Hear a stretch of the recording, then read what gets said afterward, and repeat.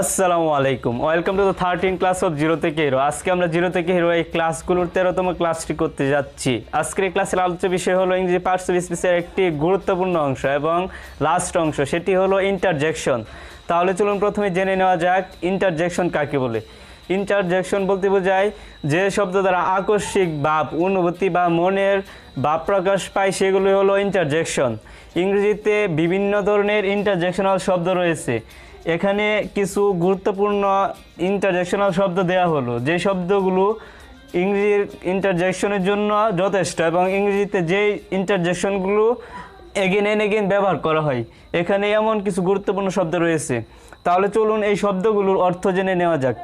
Interjection এর প্রকার বা ইন্টারজেকশনের অন্য বাকি কিছু আমাদের জানা দরকার নেই, শুধু আমাদের জানা দরকার ইন্টারজেকশন কোন শব্দগুলো এবং ইন্টারজেকশনের গুরুত্বপূর্ণ শব্দগুলো যেগুলো সবসময় ব্যবহৃত হয় এবং ইন্টারজেকশন কীভাবে ব্যবহৃত হয় সেটা আমাদের জানা থাকা দরকার। তাহলে চলুন প্রথমে জেনে নেওয়া যাক যে ইন্টারজেকশনগুলোর অর্থ কী। যেমন এখানে রয়েছে ওয়াও, আমরা প্রায় বলে থাকি যে ওয়াও, এটার অর্থ হলো কি দারুণ।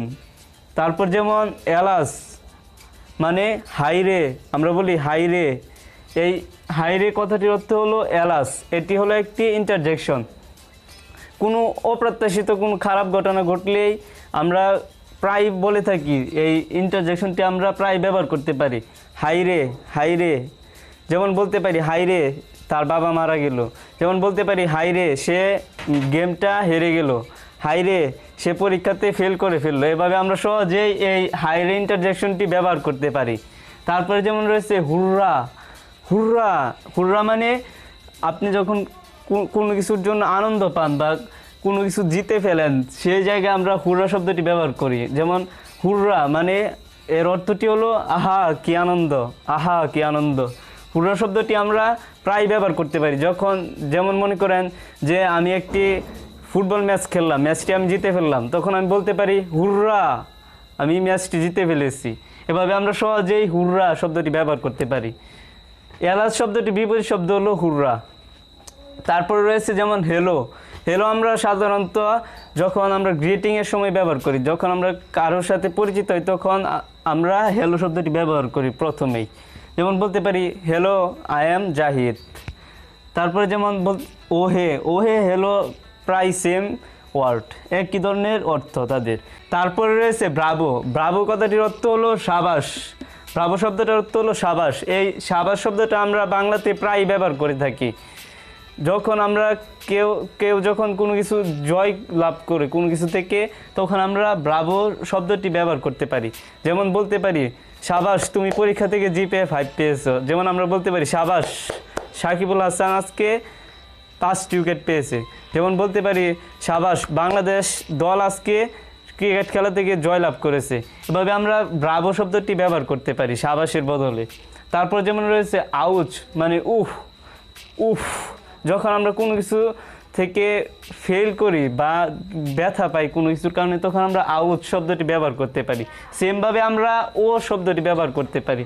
ও আউচ শব্দগুলোর অর্থ একই রকম। ও মানে যখন আপনি কোনো কিছুর জন্য ব্যথা পান, এটা হতে পারে শারীরিক মানসিক, সেই সময় আপনি ও শব্দটি ব্যবহার করতে পারেন। যেমন উফ আমার হাতে ব্যথা পেয়েছি, এভাবে আমরা শব্দগুলো ব্যবহার করতে পারি।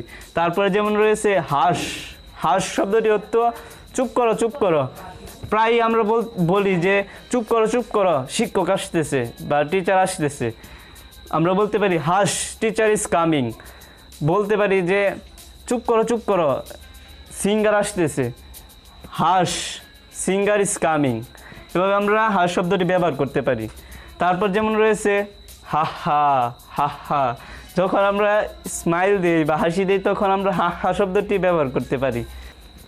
যখন আমরা কোনো কিছুর জন্য বেদনা বা পেইন অনুভব করি তখন আমরা উফ শব্দটি ব্যবহার করতে পারি। তারপর যেমন রয়েছে হুম, যখন আমরা কোনো কিছুর সাথে এগ্রি হই বা একমত হই তখন আমরা হুম শব্দটি ব্যবহার করতে পারি। তারপর রয়েছে হে, হে শব্দটি আমরা গ্রিটিংয়ের সময় প্রায় ব্যবহার করতে থাকি, হে। এভাবে আমরা এই শব্দগুলোকে আমরা প্রায়ই আমাদের বাংলা কথায় ব্যবহার করে থাকি। আমাদের যখনই যে অর্থটি দরকার তখনই আমরা এই শব্দগুলো থেকে আমরা এই অর্থটি ব্যবহার করতে পারি। চলুন এবার তাহলে এই শব্দগুলো কিভাবে একটি ইংরেজি বাক্যে আমরা ব্যবহার করতে পারবো এটি কিছুটা দেখে নেওয়া যাক, যে এই একটি বাক্যের মধ্যে কিভাবে এই শব্দগুলো ব্যবহৃত হয়। যখন আমরা বাক্যের মধ্যে এই শব্দগুলোকে ব্যবহার করতে যাব তখন আমাদেরকে সাধারণ কিছু নিয়ম মেনে চলতে হবে।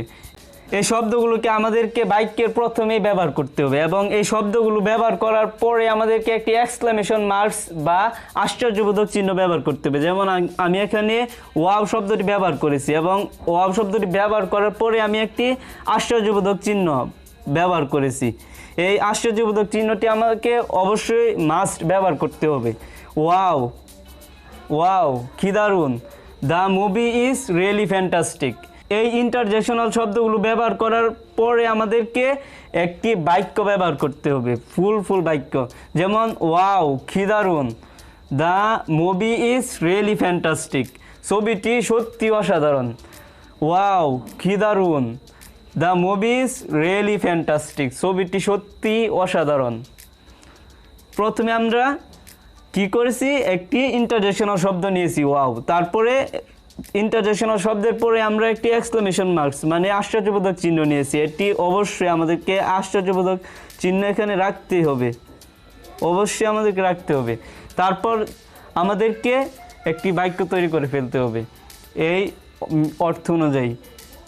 তারপর দ্বিতীয় বাক্যটি হলো যেমন হেলো, ওহে, আই অ্যাম জাহিদ।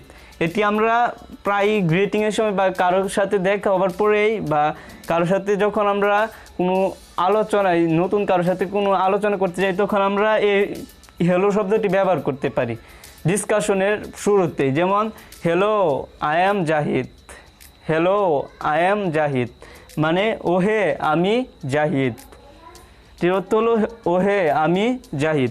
তারপর যেমন তৃতীয় বাক্যটি হলো ব্রাভো। ব্রাভো একটি ইন্টারজেকশন এবং ব্রাভো শব্দটির অর্থ আমরা জানি যে ব্রাভো শব্দটির অর্থ হলো সাবাস। এখানে লেখা হয়েছে ব্রাভো শব্দটি। ব্রাভো শব্দটির অর্থ কি, সাবাস। Bravo, Shakib has taken a wicket, সাবাস, সাকিব একটি উইকেট নিয়েছে। এখানে ব্রাভোর পরে আমরা কি করেছি, একটি এক্সক্লেমেশন মার্কস ব্যবহার করেছি মানে আশ্চর্যবোধক চিহ্ন। এই চিহ্নটা আমাদেরকে রাখতে হবে। ব্রাভো, সাবাস, Shakib has taken a wicket, Shakib একটি উইকেট নিয়েছে।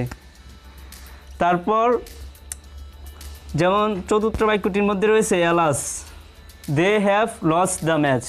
এলাস শব্দটির অর্থ হলো হাইরে। এখানে এলাস শব্দটি লেখা হয়েছে। এলাস মানে হাইরে, হাইরে।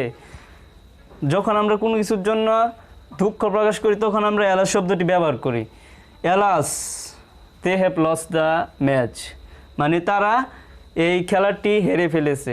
Alas, they have lost the match মানে তারা, they have lost the match মানে তারা খেলাটি হেরে ফেলেছে। তারপরে পঞ্চম বাক্যটির মধ্যে রয়েছে হুররা। হুররা কথাটির অর্থ হলো আহা কি আনন্দ। হুররা কথাটির অর্থ, এখানে হুররা কথাটির বাংলা অর্থ রয়েছে। হুররা কথাটির অর্থ কি, আহা কি আনন্দ। যখন আমরা কোনো কিছুর জন্য আনন্দ প্রকাশ করতে যাই তখন আমরা এই হুররা ইন্টারজেকশনটি ব্যবহার করতে পারি। যেমন হুররা, কি আনন্দ, we have won the match, আমরা খেলাটি জিতে ফেলেছি। Hurrah, we have won the match, আহা কি আনন্দ, আমরা খেলাটি জিতে ফেলেছি। এভাবে আমরা যে কোনো ধরনের আবেগসূচক বাক্যেই এই ইন্টারজেকশনগুলো ব্যবহার করতে পারি অর্থ অনুযায়ী। যখন আমাদেরকে যেই ইন্টারজেকশনের অর্থ দরকার সেই অর্থ অনুযায়ী আমরা বাক্যের মধ্যে প্রথমেই এই ইন্টারজেকশনগুলো ব্যবহার করতে পারি। এই ইন্টারজেকশনগুলো ব্যবহার করার পরে আমাদেরকে একটি এক্সক্লেমেশন মার্কস আশ্চর্যবোধক চিহ্ন ব্যবহার করতে হবে অবশ্যই। তারপরে আমরা পরবর্তীতে বাক্যটি পুরোপুরিভাবে লিখব। আজকের ভিডিওটি এ পর্যন্তই। আশা করি যে আপনি বুঝতে পেরেছেন যে ইন্টারজেকশন কাকে বলে এবং ইন্টারজেকশন কোন শব্দগুলো এবং ইন্টারজেকশন বাক্যের মধ্যে কিভাবে ব্যবহার করতে হয়। যদি আপনার ভিডিওটি ভালো লেগে থাকে তাহলে প্লিজ আপনার বন্ধুদের সাথে ভিডিওটি শেয়ার করে দেন যেন আপনার বন্ধু ভিডিওটি থেকে কিছু শিখতে পারে। এবং যদি আপনি মনে করেন যে চ্যানেল থেকে আপনি আরও নতুন কিছু শিখতে পারবেন তাহলে please subscribe the channel and stay connected with my channel. Thanks for watching. See you very soon in the next video. Assalamu alaikum.